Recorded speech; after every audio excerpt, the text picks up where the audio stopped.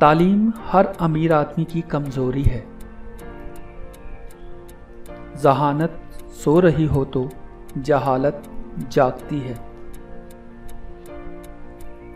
मोहब्बत का एक दिन नफरत के 365 दिनों से बेहतर है। पढ़ने वालों को पढ़ाया जाता है, अनपढ़ों को सुधाया। दुनिया को फतह करने के लिए अमीर तैमूर की तरह हालात से लड़ना पड़ता है। पैसा ज़रूरत है, मुसीबत नहीं। दोस्तों को नहीं, खुद को बदले। दौलत छोड़कर मर जाना एड़ियां रगड़ रगड़ कर मरने से बेहतर है। बदलना खुद को चाहिए और हम बदल दुनिया को रहे होते हैं।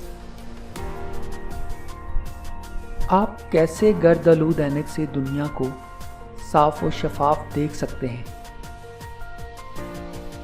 हालात में तब्दीली रोने धोने से नहीं, जागने उठने से आती है।